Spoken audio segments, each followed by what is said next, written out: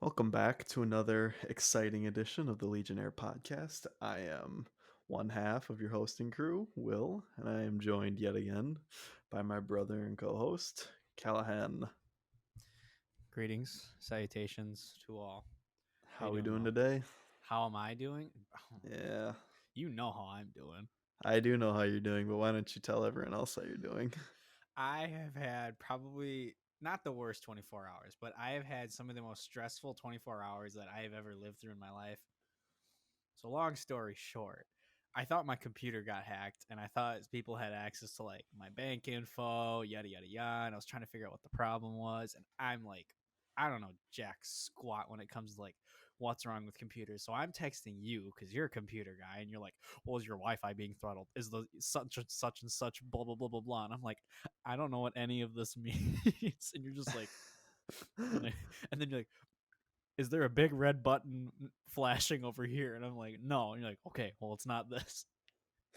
Yeah, I got back home late last night from my apartment, and then you were like telling me you were having problems with your internet and your router and your computer, and where I was up to like one trying to help you, and then I I appreciate it. I really do appreciate it because I was like, oh my God. Because at first we thought I was like someone had hacked our Wi Fi, and then we determined it was something wrong with my computer. And then I'm like, well, shoot.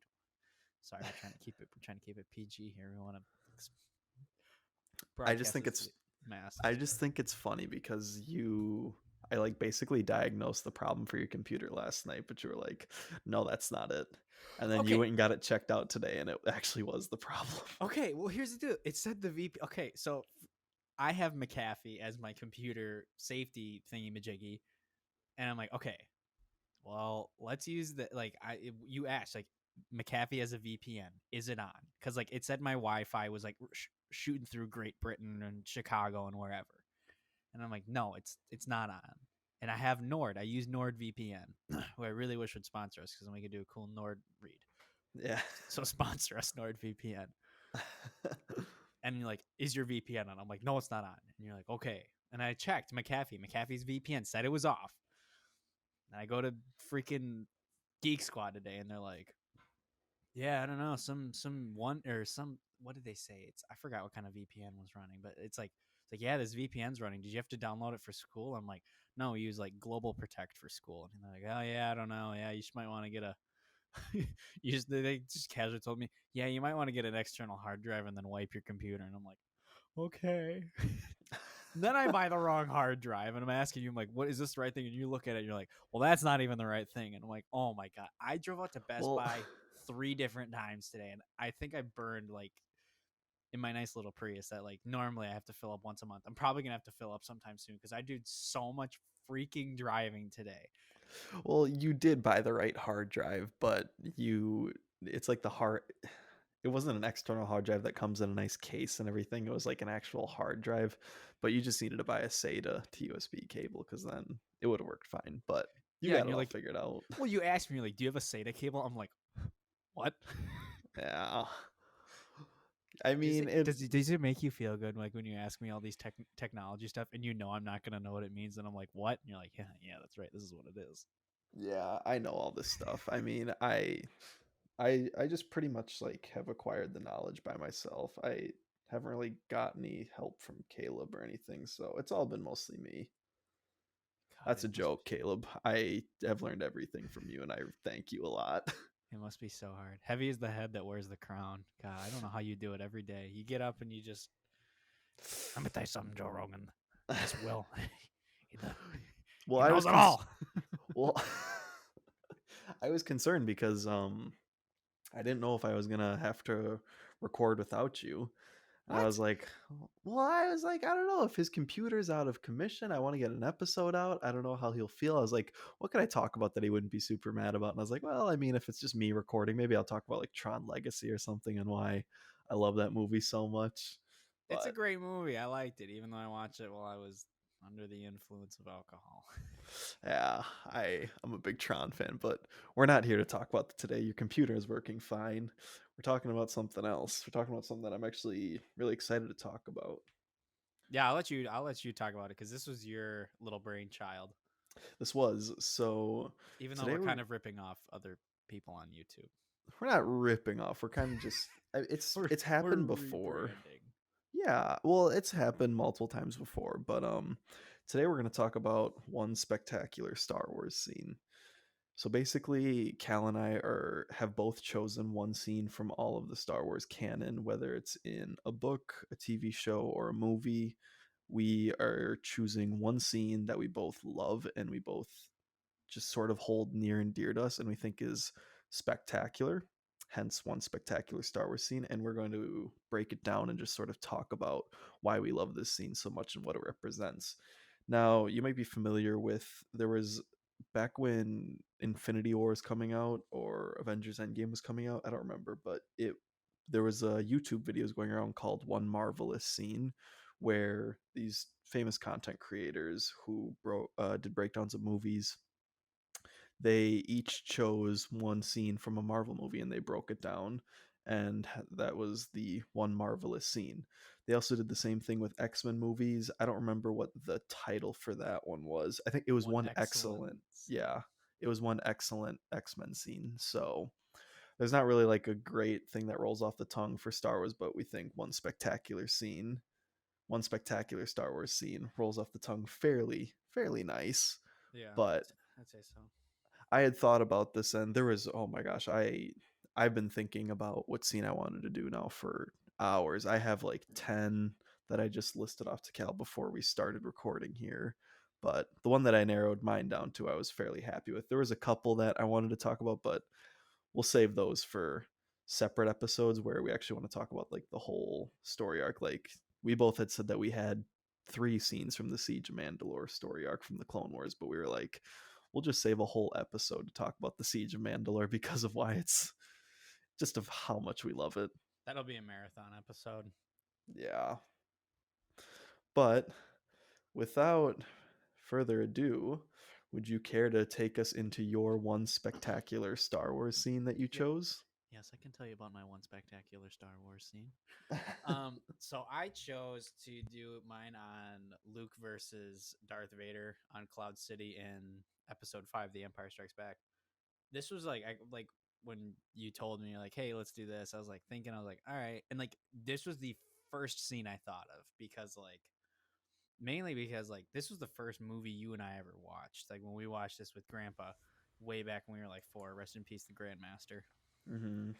But we watched this with him and like because like I remember we just picked out like the VHS because it was on the VHS tapes and we just saw the Stormtrooper cover. We're like, well, that looks cool. Let's watch that. And he's like, okay. he didn't. He's like, all right, cool. Let's watch it. We And hadn't even seen A New Hope. We no, watched Empire Strikes Back first. which honestly like the best one to pick right away. Yeah. Well, So not from a storytelling perspective, but out of all the movies, if you're going to pick one, that's the best one. yeah, so Empire Strikes Back is a near and dear place in our heart. But I remember like Darth Vader in this movie scared the bejesus out of me. I was like, this dude is scary. And when I come like gonna rewatch this scene at like 22 years old, I I realized like the the part where like you see like peak terrifying Darth Vader is when he's fighting Luke on Cloud City. And the what's really cool about this scene is because like sort of set the stage. Like Luke shows up at Cloud City because he had a vision in his head that Han and Leia are being tortured and da da da da da, and he wanted to go save them.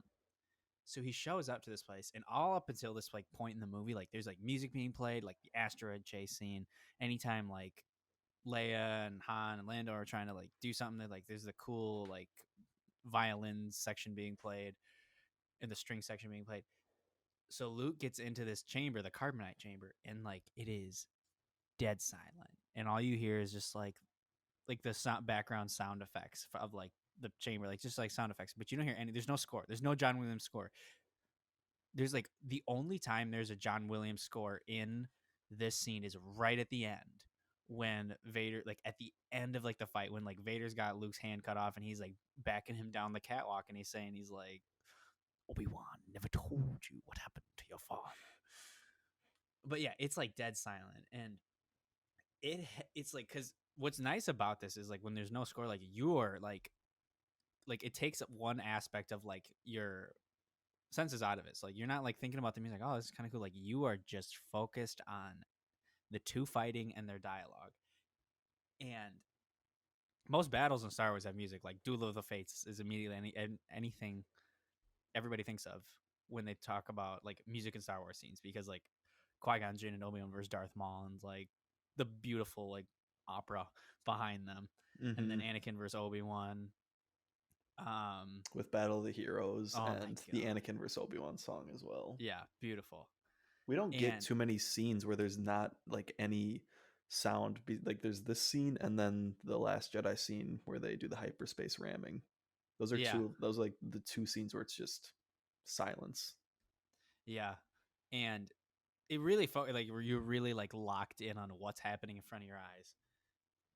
And you and Dad and I send this clip to each other, like, or Dad and I will send it to each other like maybe every 6 months, of like Luke shows up, the bottom of the like the floor closes beneath him, like because he like comes up on this little elevator, he walks off, he looks around, the floor closes, it's all dark, and all of a sudden all the lights come up and you just hear Darth Vader breathing. Luke turns around and he says, "The Force is with you, young Skywalker, but you are not a Jedi yet." Obviously, I'm not James Earl Jones. I'm just a Midwestern. I'm just a Midwestern kid trying to emulate Darth Vader's voice.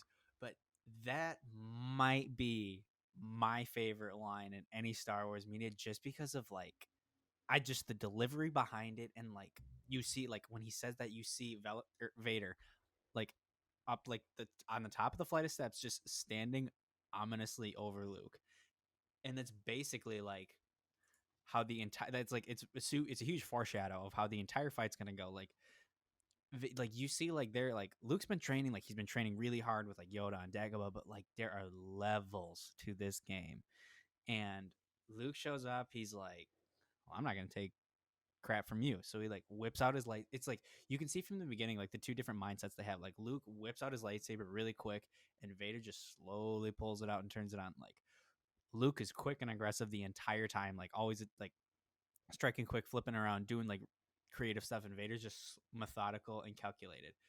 And because the entire time, like Vader's just toying with Luke. He's just here to freeze him in carbonite, ship him off to Palpatine, and have them like train him. But Luke is out here fighting for his life. So, and even like with Luke, fighting for his life is nothing compared to Darth Vader. And you see it because like Luke's fighting him, he's fighting him, and like Vader knocks his lightsaber out of his hand and he just like kicks Luke down the stairs, and like Vader flies down the stairs like a bat, and he's just like, "Your destiny lies with me, Skywalker." And I'm just like, oh. You get like the best Darth Vader lines in this fight, because like he's just flying down the stairs like a bat. He like kicks Luke into the chamber, and then he goes, "Oh, too easy," and he just flips the. It's Darth Vader just on point. Darth Vader on point the entire time. That's like the big part of the scene, and you see Luke just like realizing after a while, he like after just getting just beat down. Even though he's like coming back, he's always fine. He's like, I am not gonna win this the entire time.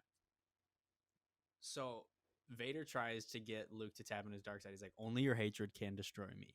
Release your anger. And of course, Luke's just like, no, I'm not gonna do that, because he's Luke Skywalker and he doesn't want he doesn't want to do that.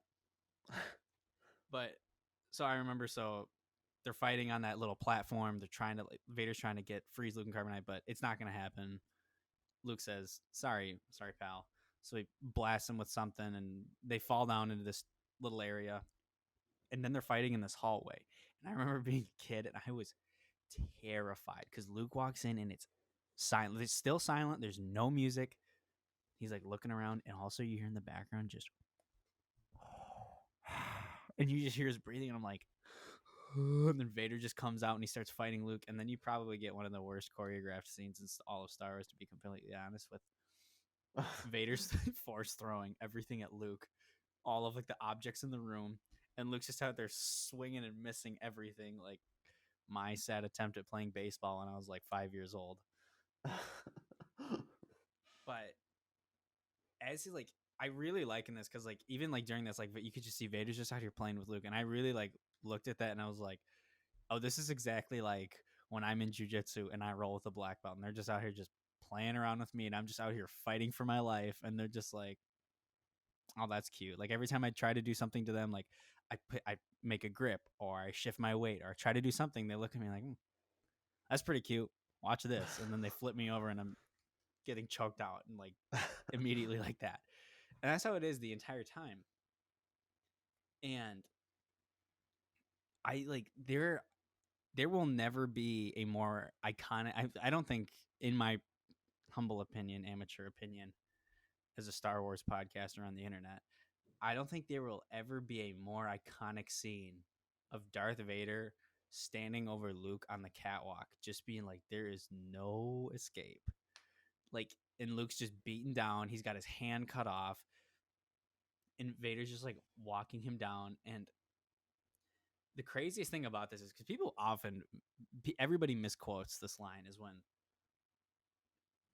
Luke is like, I'll never join you. And he's like, Obi-Wan, and then Vader's like, Obi-Wan never told you what happened to your father.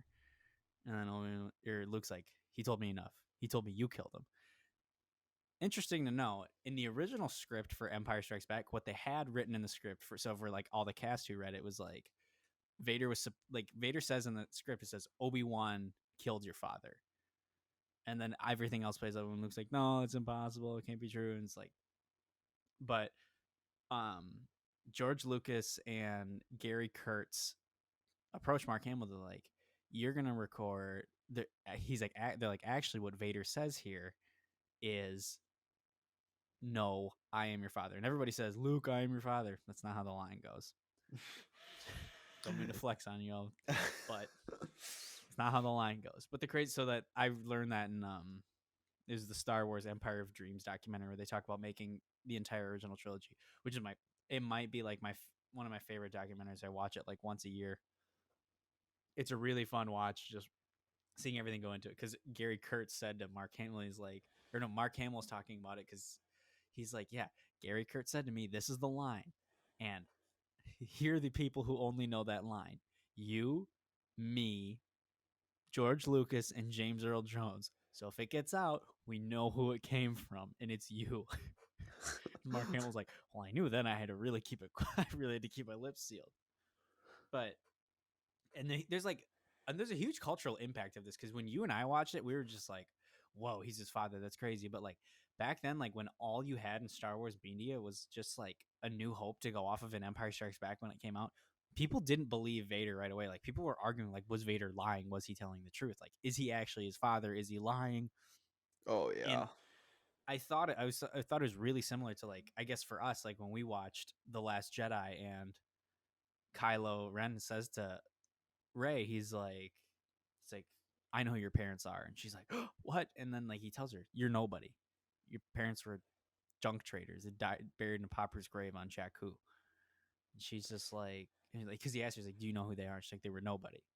And like we were all arguing. Like I remember you and I were going. I can't remember. I said I believed she was nobody when he said that. I was like, she's got to be a nobody, because I don't think you believed it right away. Did you? No, I didn't believe that she was a nobody. It's weird because they talked about her being related to Obi-Wan, like the granddaughter of Obi-Wan. And I was like, that'd be a cool concept. That'd be interesting to see. I would have preferred that, or she just be a nobody, because as time has gone on, I think that her being a nobody is cool as well. Yeah, I was banging that drum since they said it. Like since they said she was a nobody, I thought it'd make a lot more sense. But that's not the scene. And it's just funny because like Vader's recruiting pitch to Luke is so bad. He's just like, join me and we can rule the galaxy as father and son. He's like, I immediately thought of how it should have, like, I immediately think of how it should have ended when they're like, what? You just cut off my hand. Like, Why do I want to join you? And like, it might be like the worst recruiting pitch of all time compared to like Darth The Maul and other, Ahsoka. yeah, there's like the three that we talk about where it's Darth Maul and Ahsoka, and his is easily the one that is the best. And then there's Kylo Ren's to Rey's, which is So again, so. it's way better than Vader's, and then Vader's just like, join me He's like, join me. Luke's like, together. no. Which Yeah, and it's the crazy thing about this is like Luke Johnson like is he would rather die than join Darth Vader, which like speaks of the character of Luke Skywalker and what makes his turn in The Last Jedi so interesting. Hot take. People don't like you and I are Luke Last Jedi fans and nobody very, else is. very, very hot take.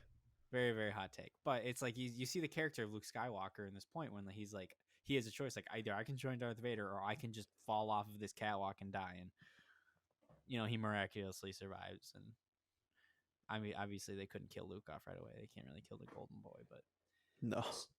so that's really my big. That's just a quick. That's just my breakdown of Luke versus Vader on Cloud City, and just like their aesthetics. Like you can just stop that fight at points, and it just looks like art you could hang in a museum, like just like the silhouette of Luke versus Vader or Luke and Vader, like with their lightsabers like crossed, they're like fighting on when they're fighting in the carbonite chamber. Like if you just took the silhouette of that, like that's just beautiful art you can hang anywhere. Um and Well, just yeah, like all of the lines between them where you had said, when it's Luke comes up from the elevator into the carbonite chamber, and it's just like silence, and Luke doesn't know who's in the room with him. You hear Darth Vader breathing. He's like, "The Force is with you, young Skywalker, but you're not a Jedi yet." And then it's on. Like that's all you need. You don't need any more like weird dialogue or like weird goofy things that happen like in episode 2 where Yoda and Count Dooku like throw rocks at each other, and they're like, well, obviously we need to use our lightsabers now because we're too strong with the Force. It's like you didn't need to do that to begin with. With this, it's just Vader says that line and like boom, it's the on. fight happens right away, which is great. And Vader has so many great lines in that scene as well, where he Oh like where Luke falls into the carbonite chamber and he's like, all too easy, and then Luke yeah. actually jumps out and he's like, impressive, most Most impressive. impressive. Yeah, Dad loves that line. Yeah, So Dad goes crazy for this scene. There you go, it's a Dad. We're not great roasting you. One episode, we're not roasting you. well, we're not done yet, so No. but like you had said with the lightsaber ignition as well, like when Luke pulls his lightsaber out, like it's a quick right away, and with Vader's it's slow. Like the ignition of the lightsaber is like and like it's just Mm-hmm. a very slow like ignition of the saber. So I love the scene as well. It's phenomenal. The galaxy the Galaxy of Adventures anime one Oh does my!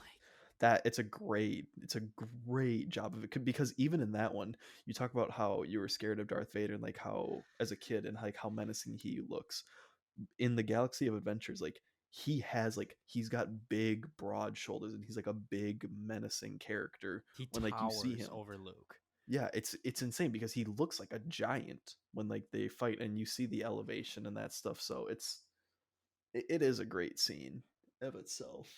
And But this is a good spot to plug Galaxy of Adventures. We do not sleep on that. If you like if you have the interest, go take a look at some of them. They are fantastic.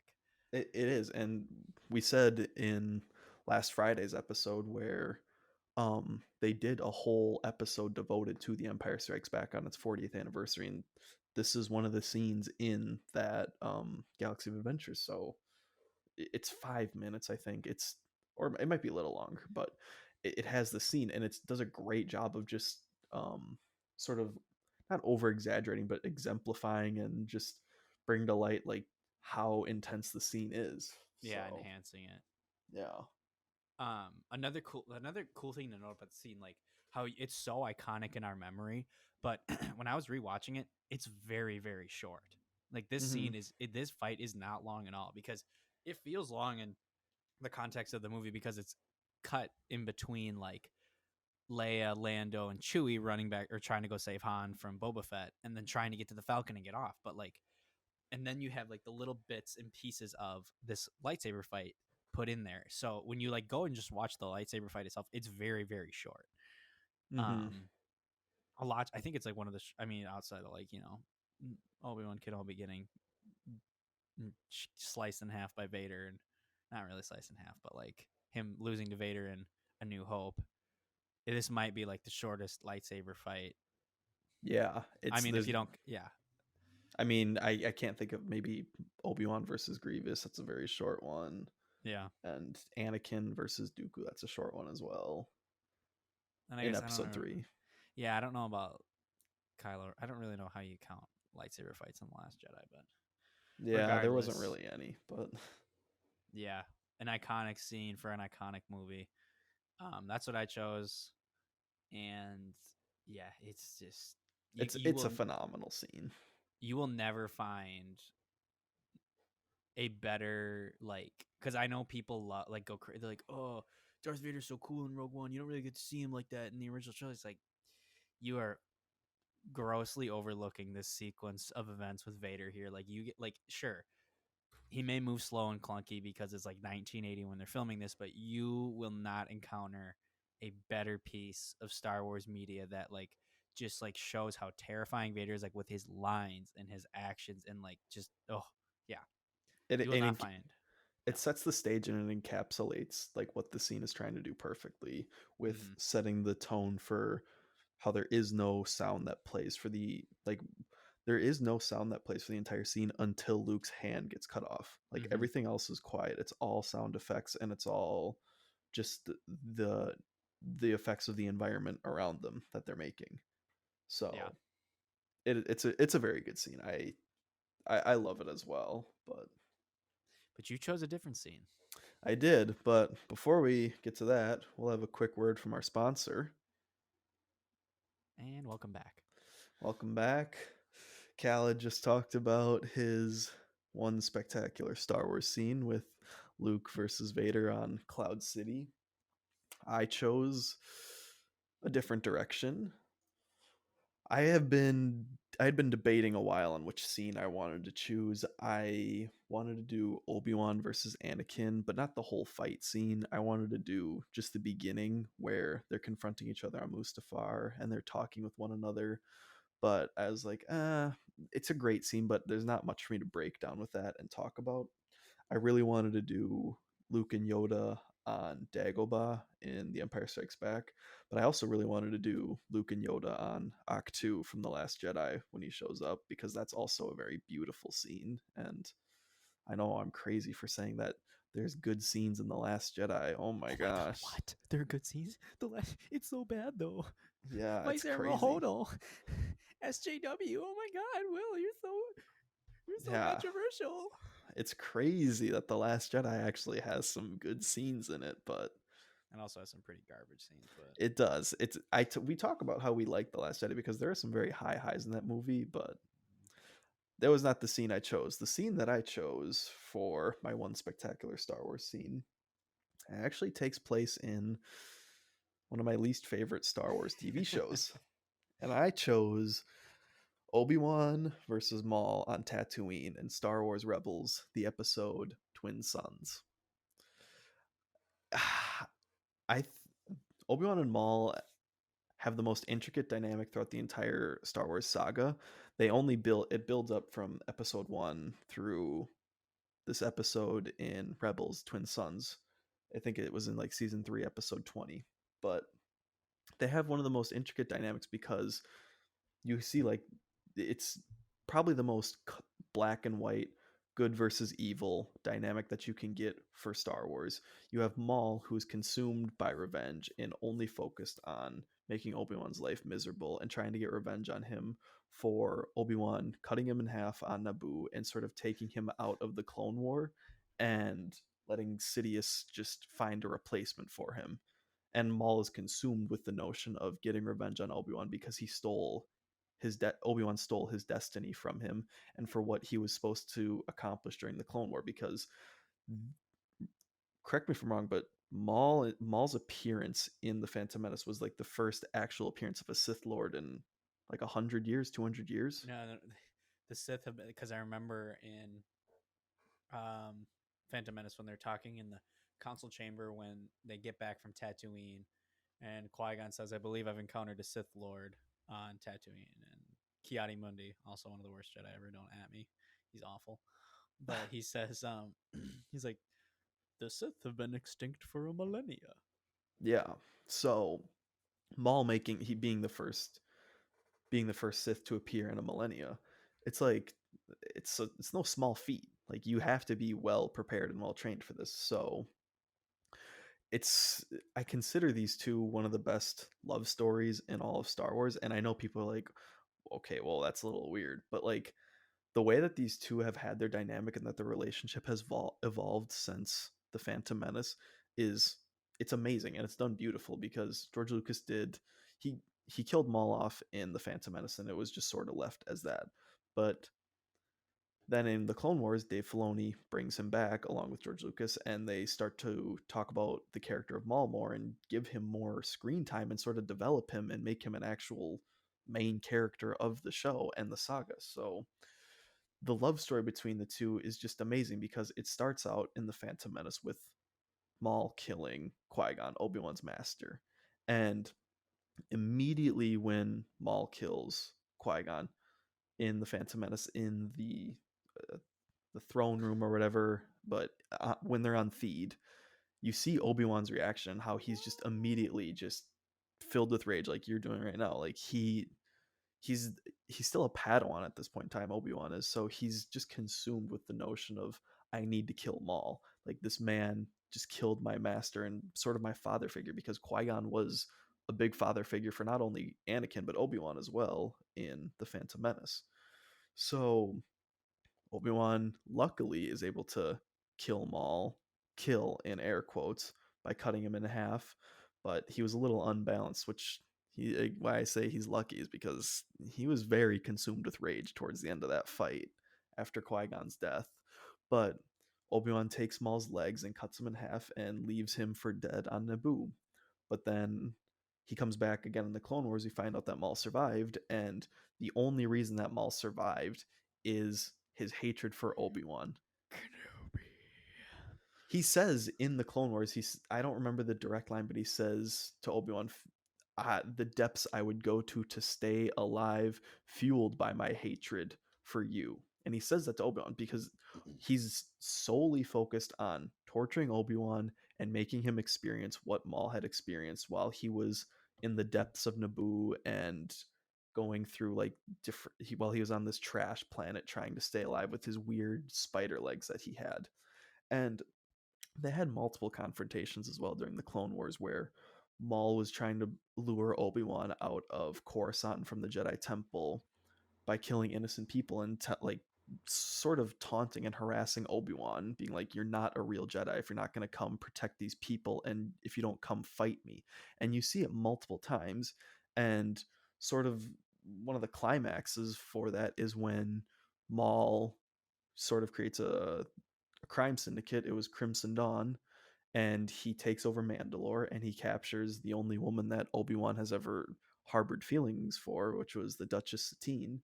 And he captures her and he's able to lure Obi-Wan to Mandalore. And what does he do? He basically just taunts Obi-Wan and harasses him and kills her right in front of him. Mind you, Obi-Wan has lived by the Jedi code for his entire life. He's solely been devoted towards being like a pure Jedi, and he's understood the sacrifices that it takes. So Maul is only focused on torturing Obi-Wan and harassing him and making him feel what he had to go through while he was suffering on Naboo and being cut in half. And he does this by killing the woman that Obi-Wan has only loved, the only woman Obi-Wan has ever loved. So that's why I sort of view them as like the best love story dynamic. And we reach the pinnacle of their fight and the this is what I'd say is the climax of them is when they meet finally for the last time on Tatooine.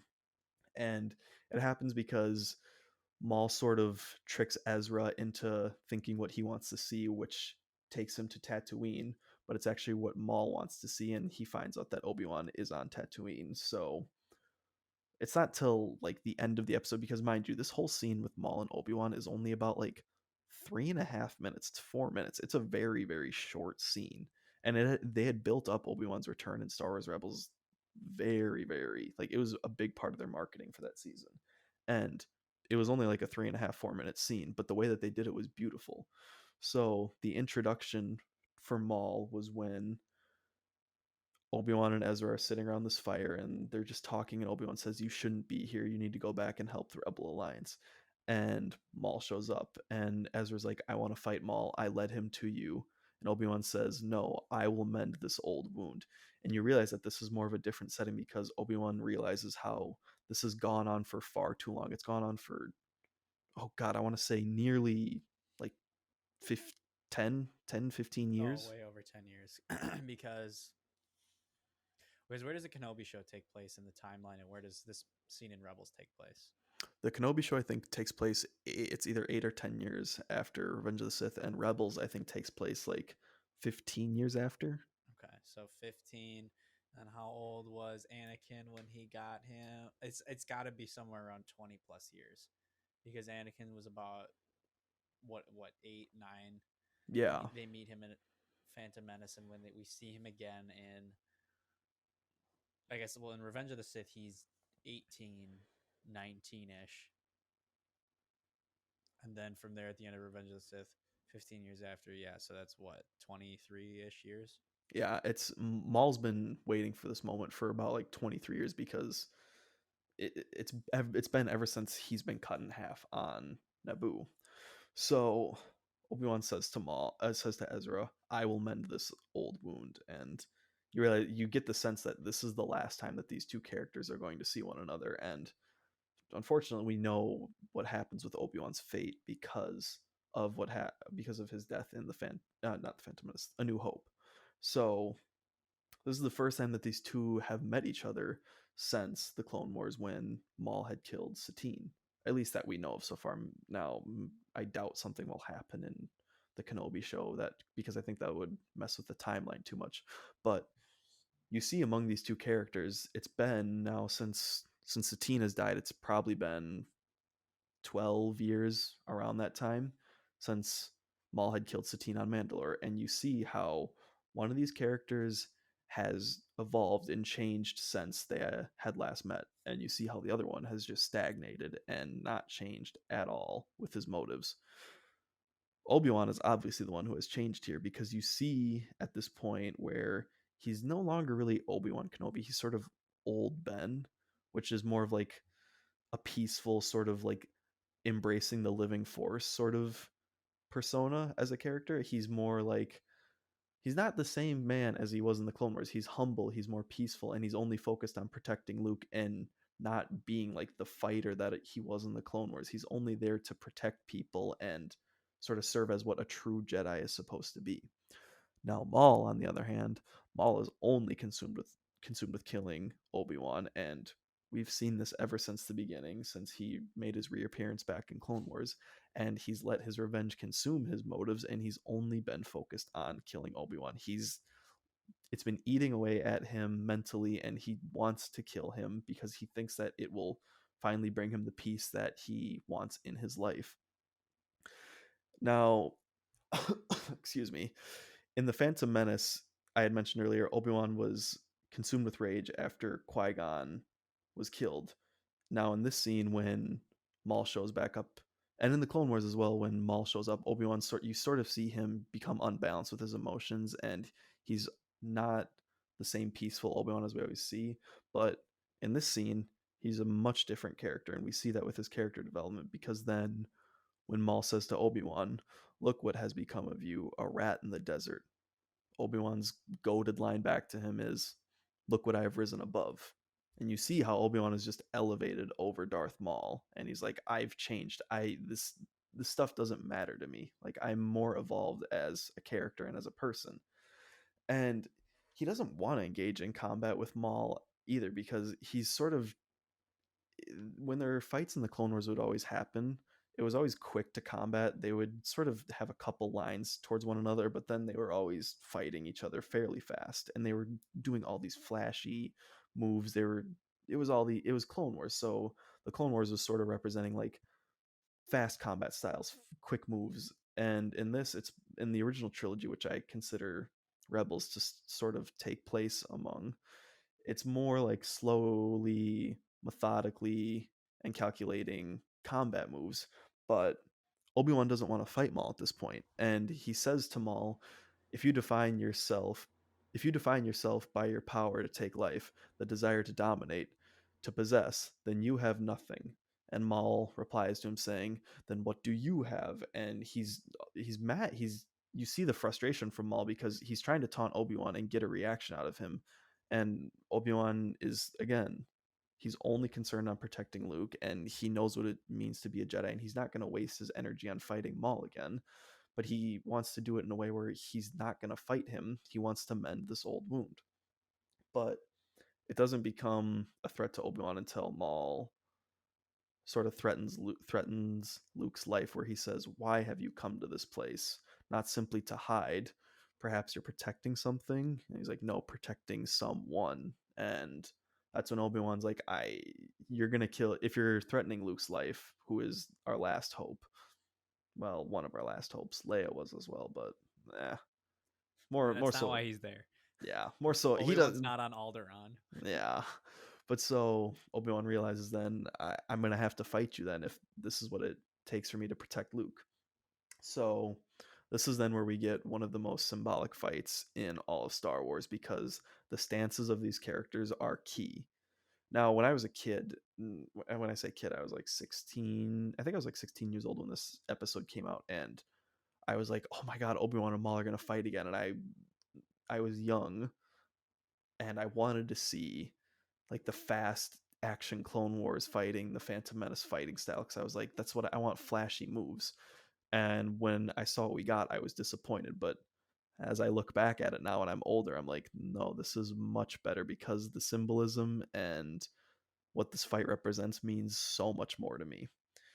So the fight starts out with when Obi-Wan ignites his lightsaber. He takes his classic stance from the Clone Wars, which is where he sort of holds his two fingers out in front of him and he has his lightsaber pointed at an angle, and it's the same exact pose that he takes against General Grievous before they fight, if you remember that one. But Maul recognizes this and he's ready to engage in combat, and Obi-Wan remembers that I'm not this Clone Wars era Obi-Wan anymore. Like, this is not how I win this fight. He's not trying to get caught up in his, I don't want to say hubris, but he's not trying to be egotistic or sort of like take control of the fight. He realizes that I need to sort of slow this down and take this one step at a time. So he sort of baits Maul by switching his stance towards Qui-Gon's old stance from the Phantom Menace, where it's the two hands and he sort of does like that baseball, like he's about to swing a baseball bat stance. And Maul recognizes the stance because that's the same stance that Qui-Gon took in the Phantom Menace. And Maul bested Qui-Gon in combat.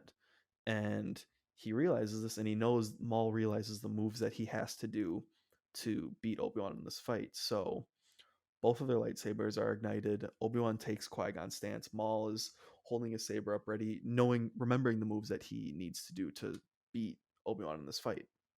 But Obi-Wan has clearly been practicing and has remembered the moves that happened during the fight against Qui-Gon and Maul, because he's been preparing and he remembers how Maul had sort of beat Qui-Gon in the fight by stunning him through hitting him in the head with the hilt of his saber and then stabbing him.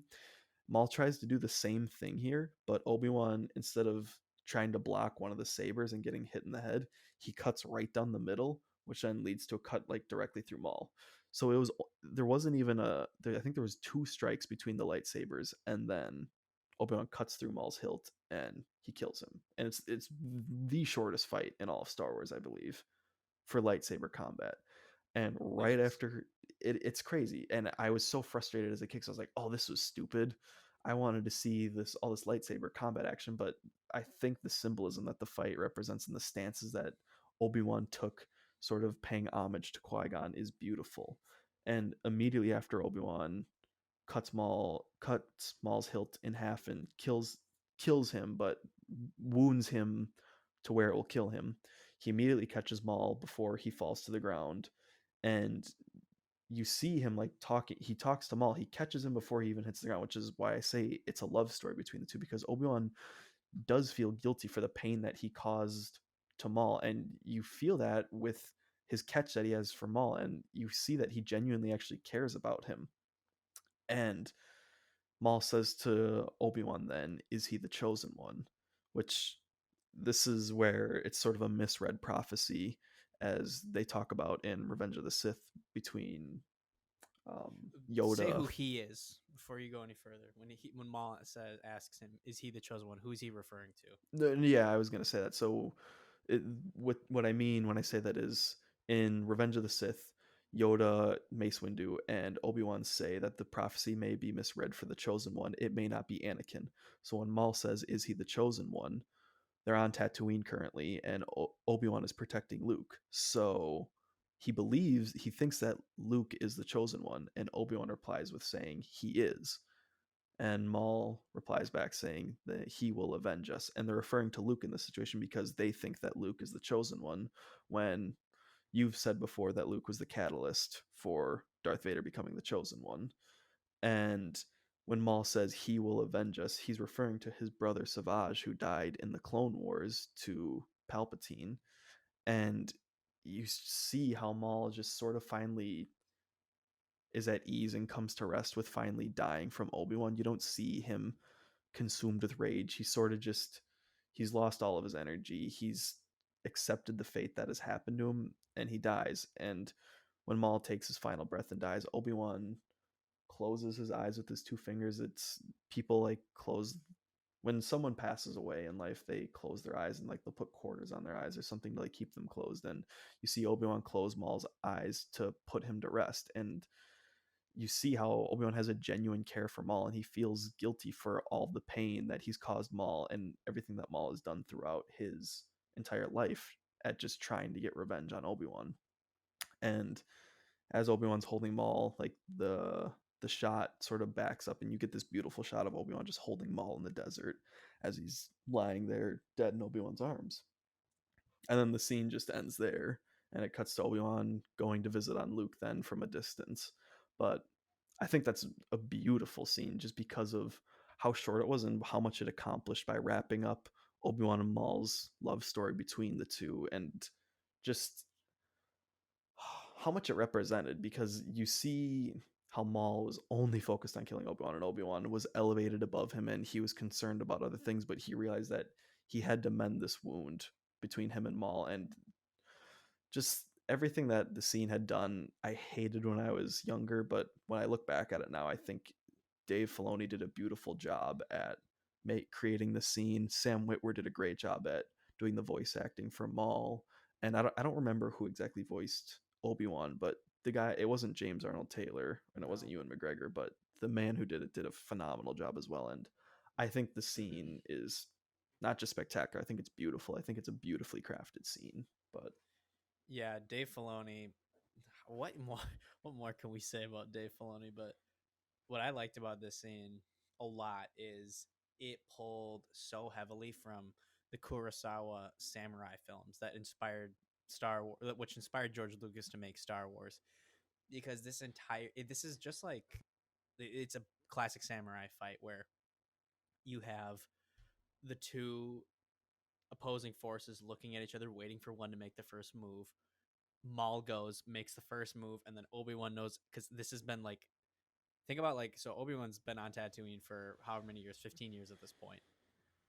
All he's been thinking about is his grief from Anakin and losing his master. So he thinks, like, think about just him replaying that, his master dying in his head over and over and over. He's like, well, this is how you would counter it. So he has been thinking about that because he knew eventually he was going to face off with Maul one more time. mm-hmm. Um, and so he's been waiting for this moment, and just like, it's just like in when we play Ghost of Tsushima, and like you show up to an enemy base and it says like you call out the enemy, like this is a video game. Standoff. Yeah, it's a Oh. standoff. Yeah, and so Ghost of Tsushima is a video game based in Japan when the Mongols invade Japan, and so you're a lone samurai.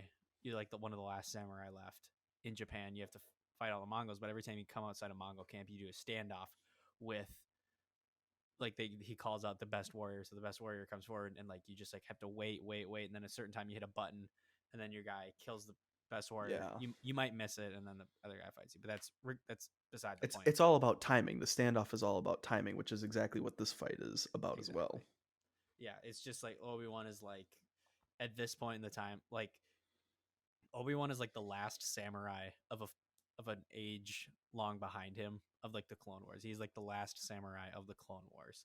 Hmm. Um which is just it's gorgeous. The whole like juxtaposition of the scene, the twin sons, and just how like because it's cool because it happens at like dusk and like it's like shows it's symbolic of like the end of Maul and Obi-Wan's story together. And when we say we call it like a the love story, it's not like a physical love story where like Obi-Wan and Maul are making out, but like it's more of like a spiritual love story between the two of them and how they're like Hmm. opposing Yeah.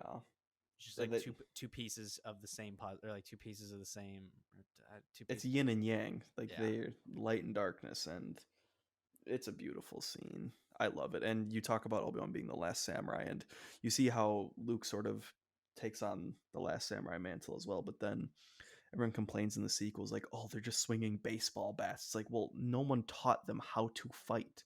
It's yeah like, how I don't get that argument where, like, they don't know how to swing their lightsabers. It's like, well, because they weren't alive during the Clone Wars when they were actually focused on combat moves and swinging their lightsabers. Because the Clone Wars was more of like a swinging your war lightsabers, it and was a like war it you didn't see them really focus on the force that much during the Clone Wars. Now compared to the original trilogy and the sequels, where they put more of an emphasis on the force, more so in the sequels where they sort of take more of a force related route. It's could like, have done well, more. yeah, you could have, but I love the scene. I think it's spectacular. And so that is our one spectacular Star Wars scenes. Hope you enjoyed it. I really liked going back and rewatching and breaking down everything that was going on because like you learn a little bit every time like you watch something, you watch it again. Mm-hmm. You do. It's I've never watched all of Rebels, but I mean, I choose the stuff that I know is great, and I was not gonna miss Obi-Wan's reappearance in Rebels, so of course I was gonna watch it.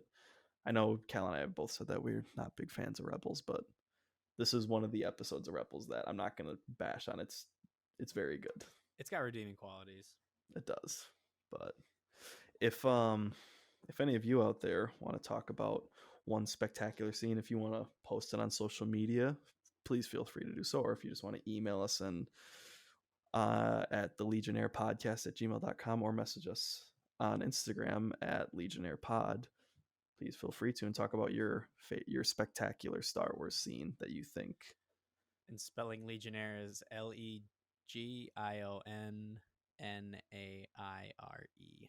I think I spelled that right. You did. Okay, I said it. I was saying it a lot. I'm like, God, I really hope I'm saying this right. Otherwise, this is gonna be really embarrassing.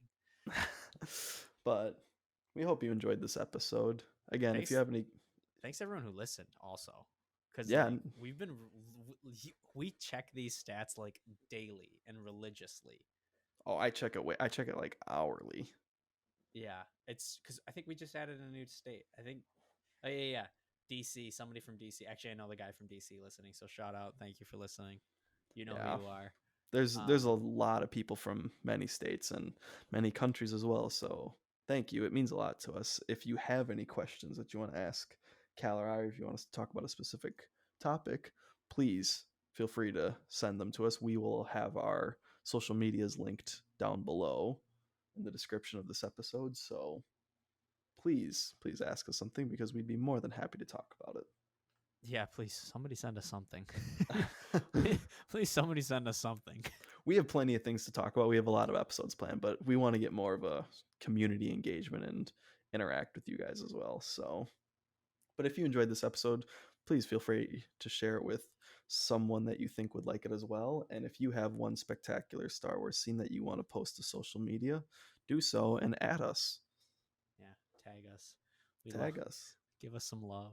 Give us some love. But until then, Cal, you want to send us away? We are Legion.